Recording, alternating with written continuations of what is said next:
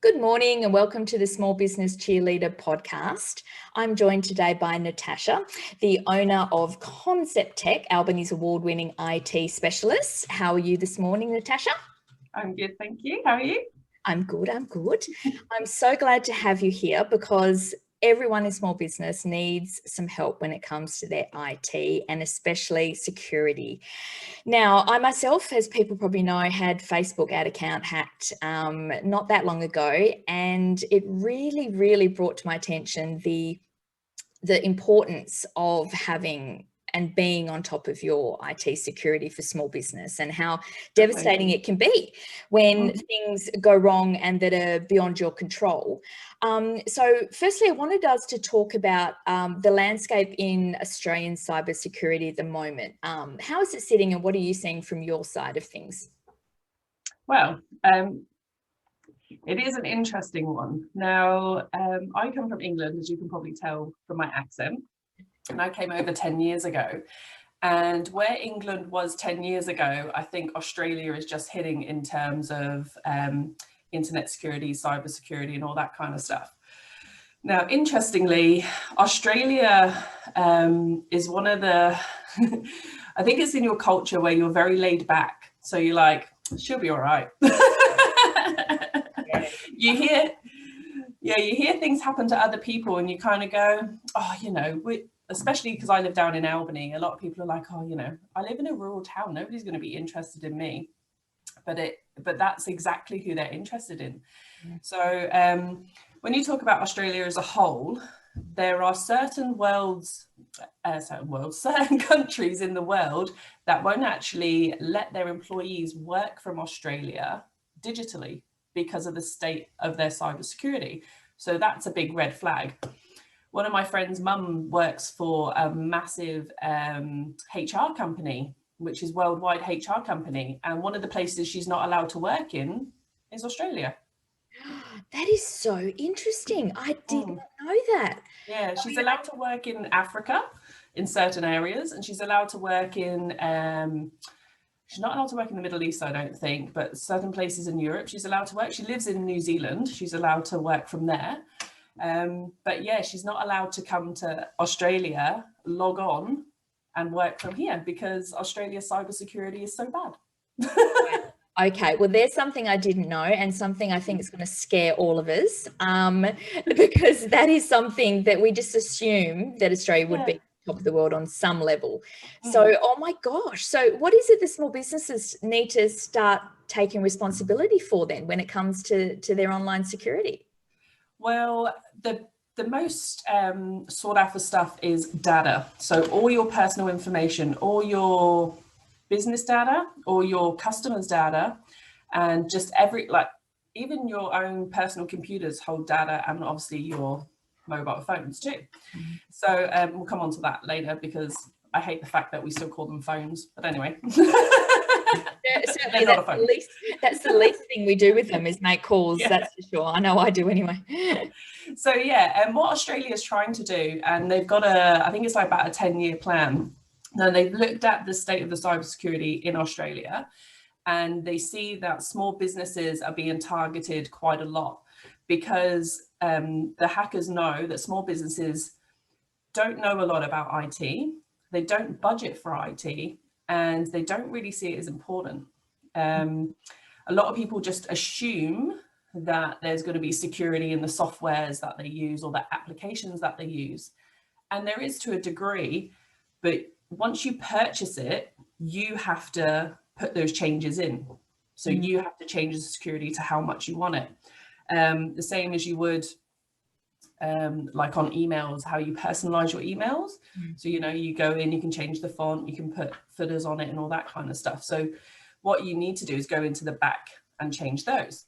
So Australia's put out this Australian cybersecurity strategy, and what it's doing, it's going to start implementing changes.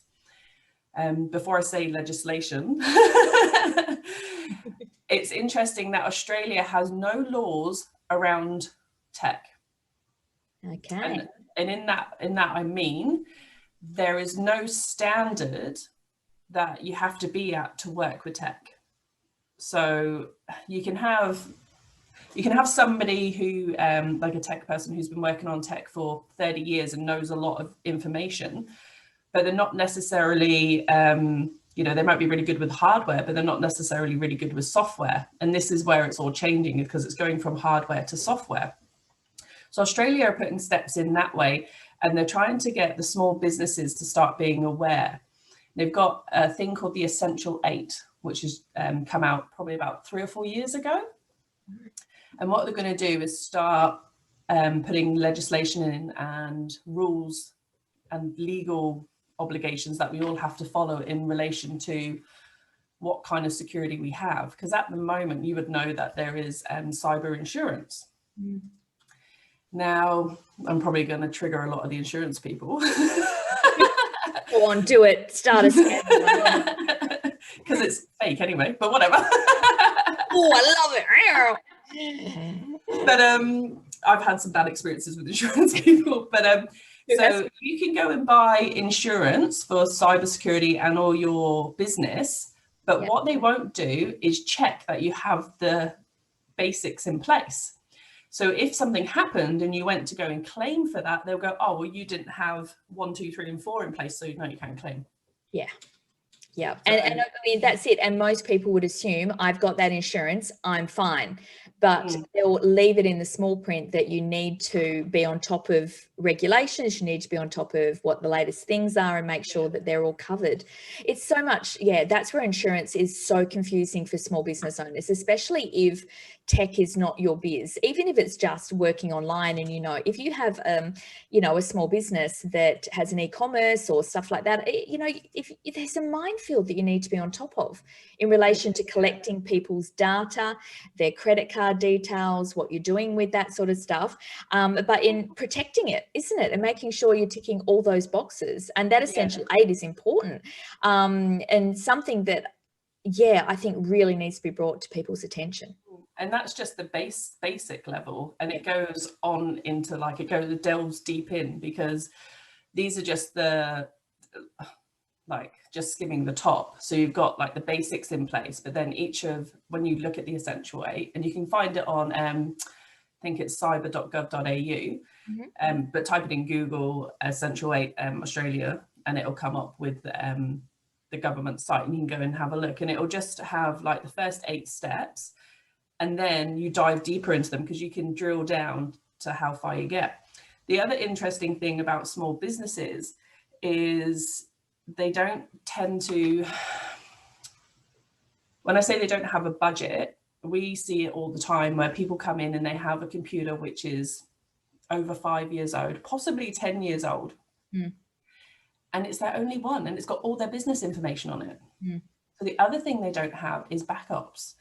And a lot of people don't really understand backups. And it's essential for small businesses to have, because if you don't have that and your computer just breaks, say, or there's a thunderstorm and you have a surge, then you can't get that information back.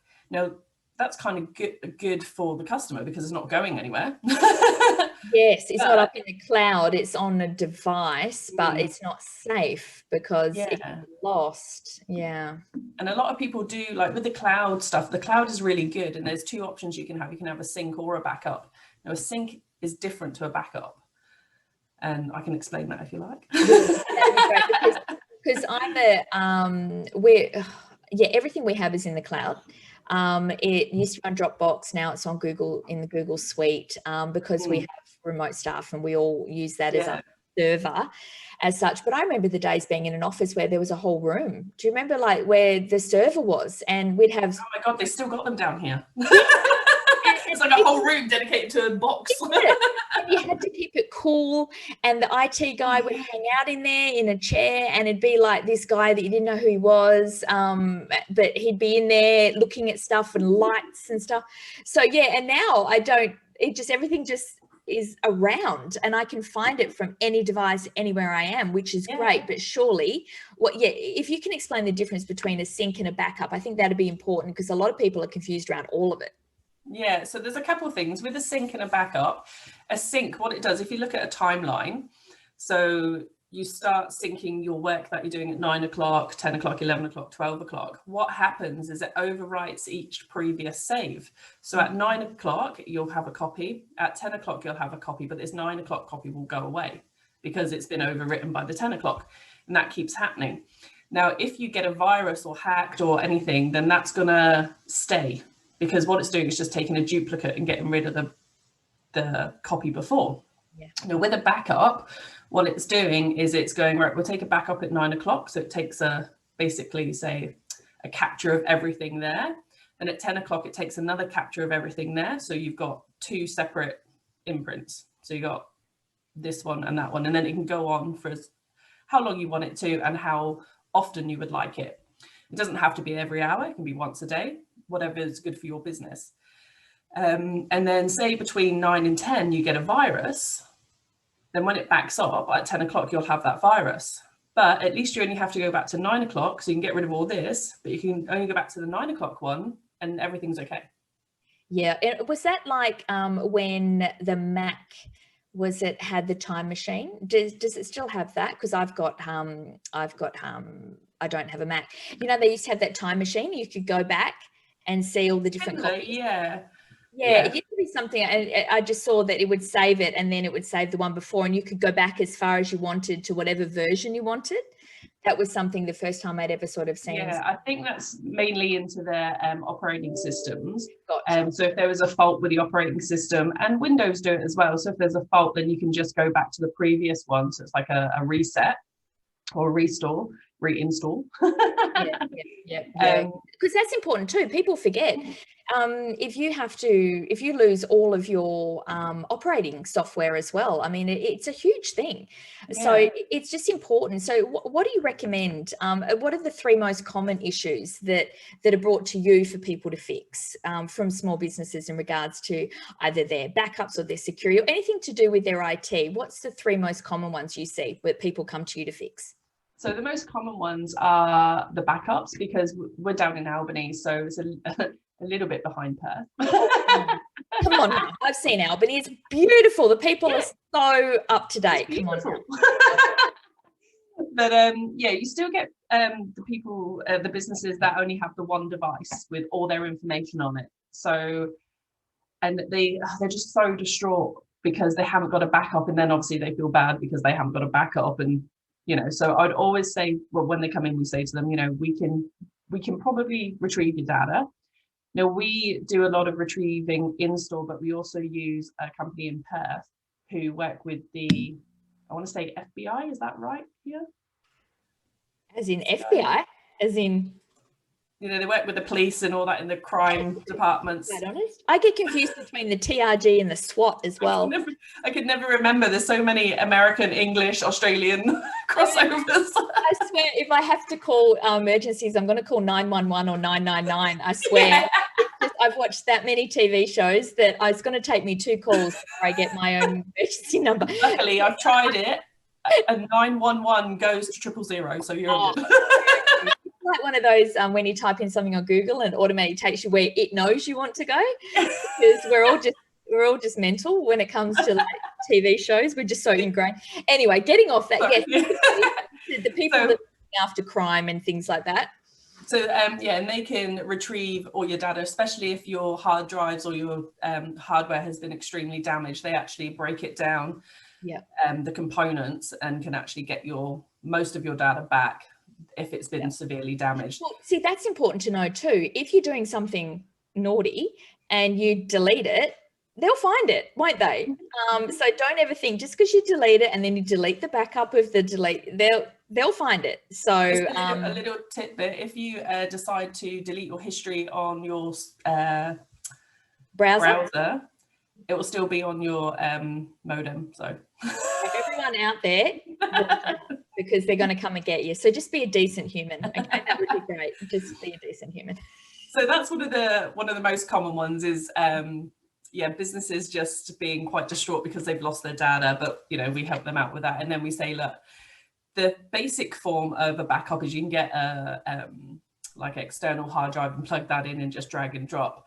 But again, that's very basic, and that's not going to stop you transferring viruses or anything that you've got on your computer. So the second one is malware and ransomware. We get quite a lot of that. We probably have a malware incident once a week. Yeah.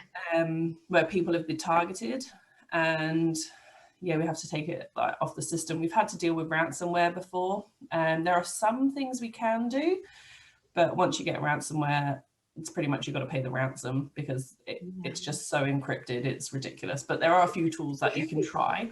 That's scary. I mean, I think for small businesses, that's scary when people are holding your files ransom and you can't do anything about it. It's like when people, I had someone take over my Instagram account. Luckily, I had the two-step authentication or whatever it is, and I could get it back. But just the fact that somebody took over my account and renamed it. Yeah. And then I couldn't, unless I had that, you know, that security thing in place, I couldn't get it back. Whew, scary. It is. It's very, very scary. And the third one that we have is out-of-date operating systems. So, for example, if you've got like Windows 7, or if you're on, God forbid, Vista. No, I had Vista.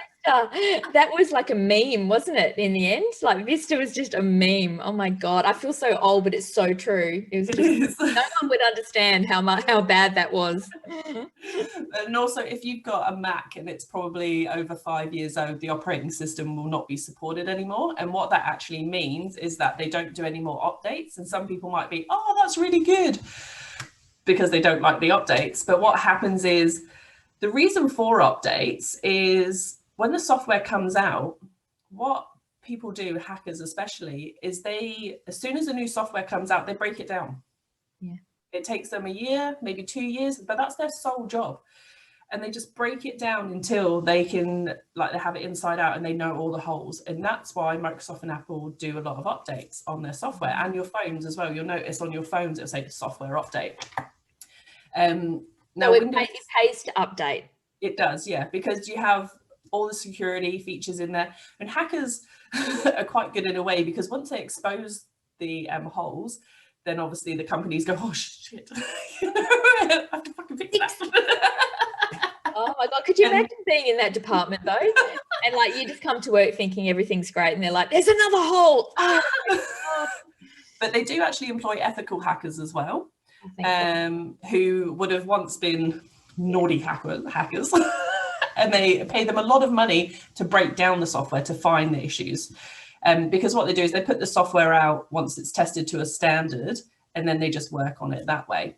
So yeah, those are the three main ones. So it's the data backups for owed businesses who don't have copies. And then you've got your ransomware, where people, or viruses basically. Now, we remove viruses obviously, but ransomware is just one of those that we can sometimes crack it, but 9 times out of 10, no. And then out-of-date software, those are the three biggest ones. And they're, you know, the ones that, if you're on your computer all day, every day, and you're doing your banking, your emailing, you're going on Facebook, you've got, you know, all your apps like Canva, or if you've got Photoshop, and you're using the cloud, and you've got that Windows 7 or even Windows 8 now, yeah, it's not going to be secure, because it's been around for so long, like 12 years or something, 13 years. And that thing that got me, the reason I think they got me originally, I believe it was through Canva, was my password and username. Sorry about Canva. Yeah, it said Canva had, I think, been the catalyst for them to get in, because my username and password were the same on other softwares. Yeah. So you know how they do that run check, don't they, where they just go through and they do username and password and see how many, if they can get one, they see how many they can get. And I think it binged about 10, because I think I had them all the same. So I had to go in and change everything with new passwords. But explain to me one final thing that I get a lot of questions on is the dark web. So what is the dark web? Is it real? Really have your bank numbers and your emails? Because my my Norton security told me I was on the dark web, and that Canva was on the dark web, my logins, and that's how they got me. Is that true, or is that just Norton trying to make me scared? No, it's true. Yeah. So I'm on the dark web. And you can check. There's things that you can do. I did it on my Instagram post, because I was naughty, and my Google personal account, which I've had for years, and I haven't really changed the password or I've changed it all now because I found out it was on the dark web. Only one though. No, well, that's what, and Google has good privacy in that. I found with Google Suite anyway, which I use, it comes up and says, look, these are compromised passwords. Yeah. Go in and change each of these, which is what we did, because you said you've got 14 compromised passwords because they're all the same as whatever, and you're compromised. And you're like, God. And then there's a part of you as a small business owner that's like, yeah, I'll do that next week. Like that's, you know, I've got this 30 to-do list and that's like really low, but it needs to be high, because if I get hacked, all those other to-do lists ain't happening. So it was really hard for me. It kept telling me I had all these compromised things and I left them, and then they got me. And then of course, then I go do it. Yeah. So the one thing that I kind of talk to people about hackers is, you know, your business. So you're passionate about your business. That's how you make money. That's how you live the life you live. That's how they do it. So think how passionate you are about your business and how passionate they are about getting money for free. Yeah, that's exactly right. If you go on the dark web, software, haven't they, to do it? Well, they don't even need it. They can go on the dark web and they can get ransomware as a service. And what you do is people make it and they sell it on the dark web, just like they do with all the other horrible things that happen on the dark web. Anyway, but yeah, so they sell it as a service. You don't even need to know how to code. You just pay them the money, they send you the code, you deploy it, and it just goes. And then it brings back all the money. You know what? I'm in the wrong business. That's why. I know, right? I think I'm missing out. I'm trying to fight the wave of dark webness, when maybe that's really, I'm only joking. I don't want to be in the dark web. I don't. In fact, I'm on the dark web, let alone yeah, well, that's exactly right. And I think they're the things. It's sort of, if we run over what we talked about, it's making sure that if you do have cyber insurance, that you're covered. You know what you're covered for.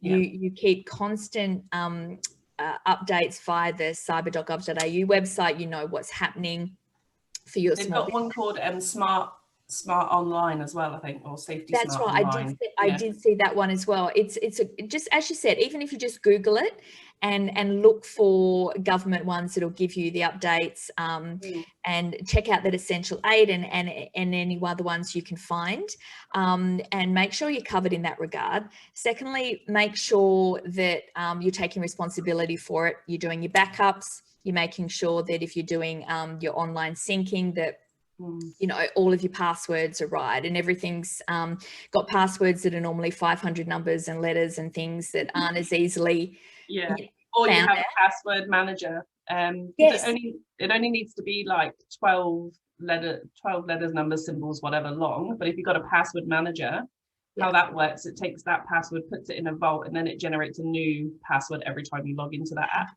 100%. I've got LastPass for mine. And it creates, you can get a free version or a paid version, and it allows you to access those passwords from anywhere, but it also allows you to create and generate those passwords that are less likely to be hacked. And that's what we had to do. Once we went through all of those, went through every software, and you'd be surprised how many you have. When you have to go back and change password for all of them.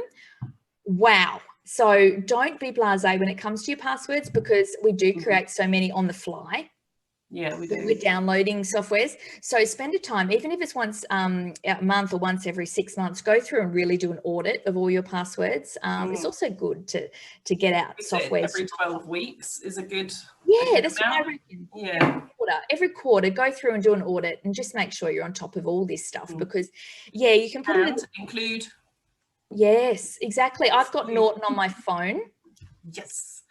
Just to Not keep many people safe. know you can get antivirus for your phones. No, and that's very important, because I use my phone more than I use my PC when it comes to my business. So I made sure that it's on there. It tells me if I'm safe. It goes through anything I open or download. Is it safe? So definitely check out. Now, what's one that you would recommend in regards to antivirus software? Because there's so many, but is there one that you would recommend more than the other? Now, Norton is in the top 10, I think. Yeah. or top 15, something like that, of Australia. But we use Trend Micro. Yeah. And we use that across all devices. So yeah, it has separate ones for, and I think most of them do now anyway, so for Mac and your phones and different kind of setups that you have. But yeah, I think Norton's similar, but Trend we like because we've always used it and they win awards all the time. Yeah, I use and they're constantly. Yep, Trend Micro I've used probably for the last 5 years. And then when I got hacked, of course, Google search got me, and I searched for ones that did dark web monitoring. Trend Micro, I think, does that as well, of course. But yeah, Norton got me because it was like, we're really good at dark web monitoring. And I was like, shit, give me that. And I downloaded it that second because I wanted to get it sorted. So that's how I came upon Norton, whereas Trend Micro is what I've been using for everything else. So highly recommend Trend Micro. I've always had, but Norton just got me for the dark web monitoring at that time. And with the antiviruses, it's the same as with any software. You can go in and personalize it to a standard. So you can pick different things. So maybe on Trend, there weren't certain things that you had highlighted for it to pick up. Yeah. Because it can be like the basic, once you go in and then you can read the information and it will tell you like different things that you can add on, or not for extra cost, but you can add on for them to like look at.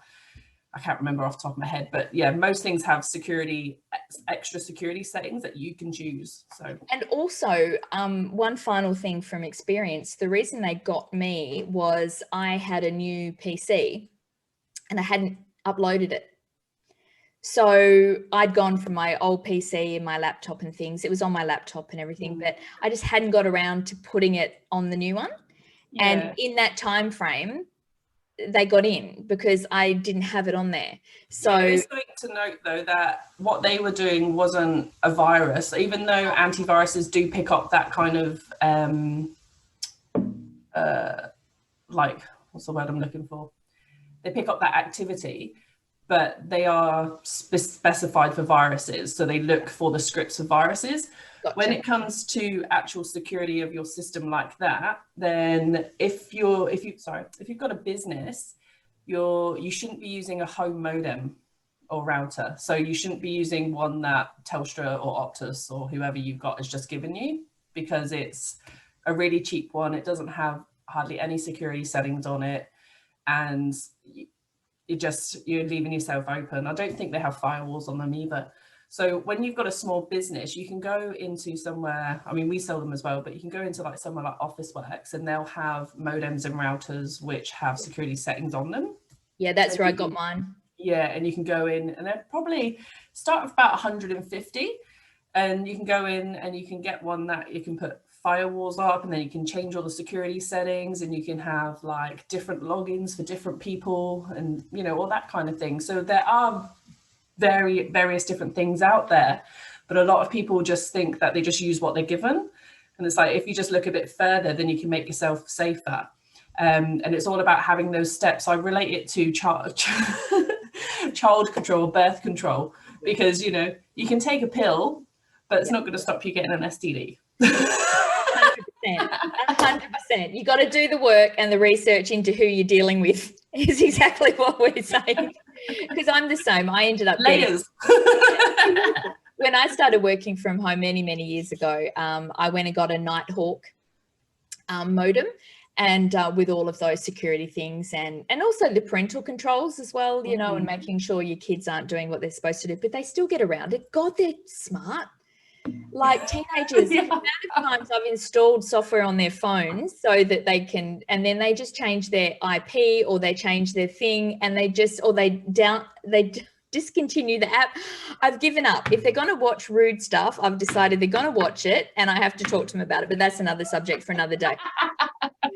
So I'm sick of putting Net Nanny and all these other ones on the computers over the last 10 years. It's just, if you go in, you can change VPNs.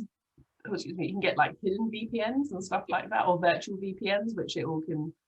Yes, they already have 500 VPNs for watching God knows what, and I have VPNs on Norton, and it just confuses me. I'll talk to you about VPNs privately, I think, to sort me out. I've got no idea. All right. So yeah, so really that's it. So making sure you're on top of it, making sure your backups are cool, making sure you know the latest news, making sure you've got your equipment right, being it your software, your passwords are cool, and your modems. And finally, where can people find out more about you and what you guys do at Concept Tech? And also, yeah, because I'm sure you've got heaps of great resources for people to find out more. And also you work remotely. So being in Albany, you still work, you can still, people forget you can do this stuff remotely. So let people know where's the best place to find you and how can they work with you, even if they're not in Albany. That's okay. I would say social media. So Facebook, our handle is Concept Tech 1, and Instagram is Concept Tech _tech01, because Concept Tech was took somewhere else. So we just put 01 on the end. But also you can pop onto our website, which is www.concept-tech.com.au. And we're just in the process of actually upscaling or updating, should I say, our website. I'm going to have blogs and stuff on there. So nice. I'm going to have Tasha Tech tips. Yeah. Well, it's great because if people trust somebody when it comes to their IT, like you guys are very you know, easy to talk to and can have dealt with a lot of these issues. Like you're saying, your website and blogs and giving them information is a great give back, you know, because as you say, a lot of the time Google just leads us astray and we don't know what we're really doing. Like I did, I just panicked and tried to find something and then ended up with something I don't even use half of it. So yeah, much better to read through someone who knows what they're doing with small business instead of just Googling and getting. We don't mind advising, like we can spend a couple, well, I think we cap it at about 20 minutes just to help people out, and then obviously from there, if you need any extra help, it will be charged. But yeah, we're happy to help you out and figure out the best solution for you, which will actually fit your budget as well, because we know small businesses just don't incorporate that in their budget. So we have payment options and all that kind of stuff, but with IT it's easier to actually scale it as well, because then you're not so overwhelmed with all this new fandangled technology. And just scaling it a little bit at a time helps, I think, with the overwhelm. Oh, 100%, because people like me Google and we get all excited and we do it all at once and then we just let it go because I don't know what to do with any of that, but I've got it, but I'm not using it, you know, to the best of its ability. So I think that's where having someone in your corner is good. And it's great to have you as like a remote IT department. That's how I look at it as the service you provide for small businesses regarding on what level they need. It's just nice to have someone in your corner like we do. You can actually book that online now. So hey, you can actually book that online with us. So you can go through and you can just pick it and we'll give you a call back and talk about stuff. So it's relatively new but we are working through it. So, but I think it's a great option. It's a great option because I just think it gives people, they're able to budget what they need to do, and they know that if they've got issues, you're on the other side of the phone or the email, and having that availability stops the overwhelm. And that's what we do with marketing in that regard, and you guys do with tech, because I think these days you need someone in your corner for each level of your business, and if you've got someone you trust, it's a lot easier to get things going than it is to Google and try and do it yourself, and then you don't know what you're doing, and next amount of hours just spent Googling. Googling. It's like people with marketing, they Google because they don't want to save the money, and then they realize they've spent 30 hours in a week trying to do stuff that could have easily been done for them. So I think what you're doing is really important, and people need to know that it needs to be part of their business budgeting and their business structure. So the more we can let people know that and make it not as scary for them, I think that would be important. Well, Natasha, it's been awesome to talk to you today because God, I love all things tech, but I'm just not very on top of my IT. So I needed you to come in and explain all of this to our followers, because I think it's something that's really important, but something I don't and I can't shed value on. So I'm glad you were able to do that today. Everyone head over to Facebook, website and Instagram. Go check out Concept Tech and what they do. And if you've got any queries, I'm sure Natasha would be great to be happy to talk to you and just sort of find out the best option for you. Now you enjoy Albany. I believe there's some clouds around there now, which hopefully might come my way in Perth. So you enjoy that gorgeous part of the world, and we'll no doubt be following you online and keeping up to date with all the latest news that comes out of IT.